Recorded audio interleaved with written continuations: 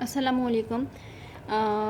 इस वीडियो के आज की इस वीडियो में मैं क्या करूँगी, मैंने जो प्रैक्टिकल सेंट्रिक में मेट्रो क्लास के जो कम्प्रिहेंसिव जो एग्जामिनेशन हुए हैं, एग्ज़ाम्स जो हुए हैं, वो मैं आपको सोल्व करवा रही हूँ। उसका मैंने कहा था मैं आपको part B problem numerical solve करवाऊँगी। तो मैंने जो अभी एक पार्ट 1 में जो वीडियो अपलोड की थी उसके अंदर क्वेश्चन नंबर 7 सोल्व किया था मैंने।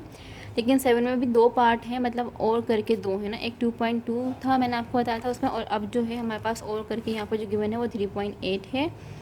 तो ये 3.8 वाला जो है मैंने कहा था कि उसमें मैं दोनों पार्ट एक साथ ही समझाऊंगी, लेकिन वो मैंने अलग अलग कर दिया। ठीक है, वो चैप्टर नंबर 2 का 2.2 अलग से है, और ये क्या है हमारे पास, ये है 3.8, मतलब चैप्टर नंबर 3 का 8 प्रॉब्लम है ये।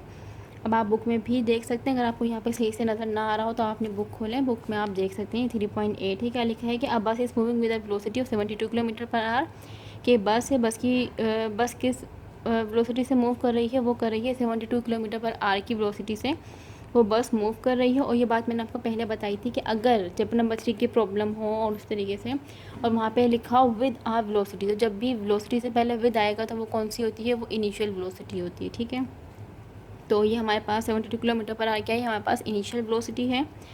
और आगे लिखा है on the application of the brake. ये ब्रेक अप्लाई जब उन्होंने किया होगा बस में जो मतलब ब्रेक अप्लाई किया तो क्या होगा, it stop after covering a distance of 500 metre. के जो बस है वो 500 मीटर डिस्टेंस कवर करने के बाद क्या हो गई है, वो रुक गई है। अब आप देखें कि ब्रेक जब हमने अप्लाई किया है तो इसका मतलब ये है कि उसकी जो फाइनल वेलोसिटी है वो क्या होगी, वो ज़ीरो हो जाएगी। ठीक है, वो ज़ीरो हो गई। अब आगे लिखा है कि after covering a distance of 500 metre, मतलब 500 मीटर का डिस्टेंस कवर करने के बाद जो है वो गाड़ी जो बस है वो रुक गई है।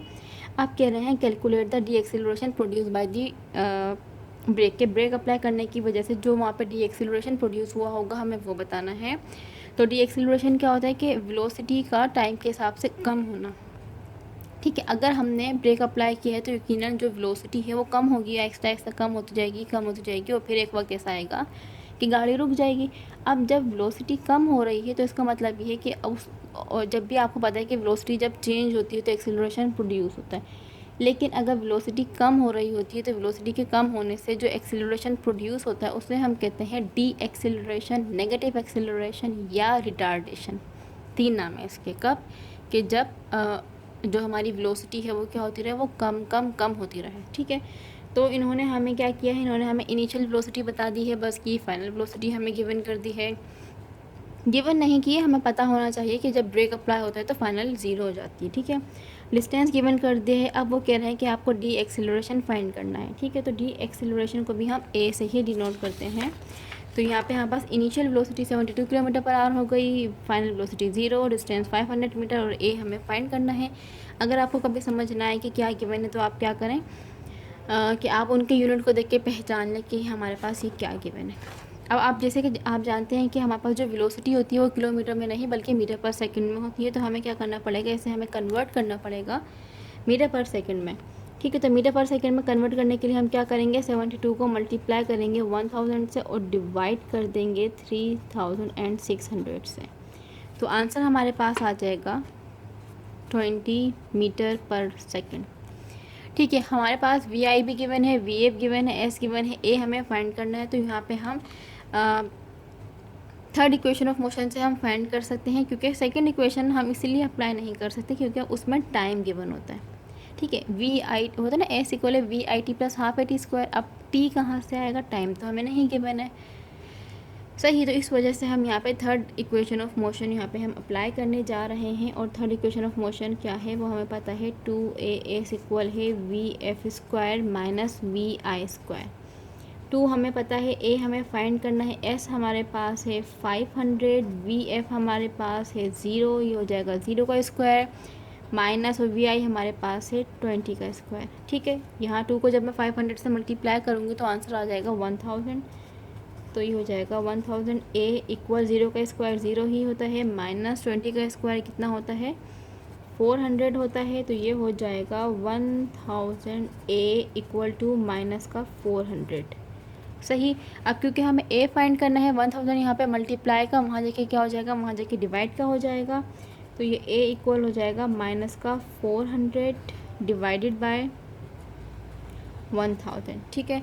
तो हम क्या करेंगे, 400 को जब डिवाइड करवाएंगे 1000 से तो आंसर आएगा हमारे पास 0.4, ठीक है। आंसर क्या आया है, माइनस का 0.4, और इसका यूनिट क्या होता है, मीटर पर सेकेंड स्क्वायर।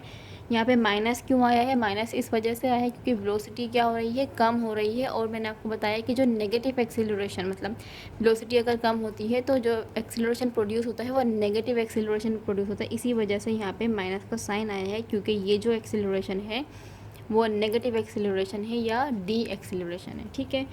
तो हमारे पास ए, हम माइनस में हम खुद लेके नहीं आए बल्कि वो खुद ही आया है, ठीक है। तो हम इसको इस तरीके से भी लिख सकते हैं, और हम लिखेंगे और सिंपल हम इस तरीके से लिख देंगे कि ए इक्वल है 0.4 मीटर पर सेकेंड स्क्वायर के।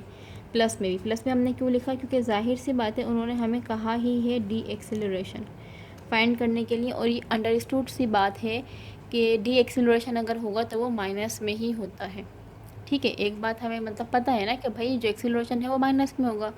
तो अब क्योंकि वो कह रहे हैं हमें कि डी एक्सेलरेशन फाइंड करें, तो इस वजह से हमने यहाँ पे माइनस का साइन शो नहीं किया है। क्यों नहीं किया है, क्योंकि ये बात हमें पता है कि जो डी एक्सेलरेशन होता है वो हमेशा माइनस में ही होता है। इस वजह से हमने यहाँ पे माइनस का साइन शो नहीं किया, ठीक है। आप इस तरीके से भी लिख सकते हैं और इस तरीके से भी लिख सकते हैं। और ये हमारे पास हो गया है क्वेश्चन नंबर 7 का आंसर, जो उसका पार्ट 2 मतलब और करके जो गिवन था। तो ये हमने एक जो प्रैक्टिकल सेंटर के जो वहाँ पे एग्ज़ाम्स हुआ था, तो हमने उसका एक तो सॉल्व कर लिया है। अब उसके बाद आप यहाँ पे देख सकते हैं कि उसमें 8 है, 9, 10, 11, तो इसको बारी बारी में अलग अलग पार्ट में करके इसको मैं अपलोड करूँगी, ठीक है। तो अगर आपको कुछ भी पूछना हो, कुछ भी कन्फ्यूजन हो तो आप मुझसे पूछ सकते हैं। और अगर आपने अभी तक मेरा चैनल सब्सक्राइब नहीं किया तो उसे सब्सक्राइब कर दें। अगर आपने अभी तक बेल आइकन पर हिट नहीं किया तो उसे भी कर दें, क्योंकि अब जो है मैं मज़ीद इम्पोर्टेंट चीज़ें मैं आपको बताती रहूँगी। जैसे कि मैंने मैथ के इम्पोर्टेंट आपको बताएँ, फ़िज़िक्स में भी आपको इम्पोर्टेंट बताए हैं, मॉडल पेपर भी आपको मैंने सॉल्व करवाए हैं। और अब मैं यहाँ पे पीसी का जो प्रैक्टिकल सेंटर है, जो पीसी है, उसका मैं आपको जो वहाँ पे कम्प्रीहेंसिव जो एग्ज़ाम्स हुए थे उनके कोचिंग सेंटर में अब मैं वो आपको सॉल्व करवा रही हूँ। और मैं मैथ का भी सॉल्व करवाऊँगी उसका, इनका, ठीक है। और बाकी जो सब्जेक्ट हैं मैं वो भी सॉल्व करवाऊँगी। तो इसलिए अगर आपने क्या करना है कि बस ज़्यादा से ज़्यादा मतलब इसको शेयर करना है, लाइक करना है, ताकि आप खुद भी इससे फ़ायदा हासिल कर सकें और बाकी जो स्टूडेंट्स हैं उनको भी फ़ायदा हो सके। अपना ख्याल रखें। अल्लाह हाफ़िज़।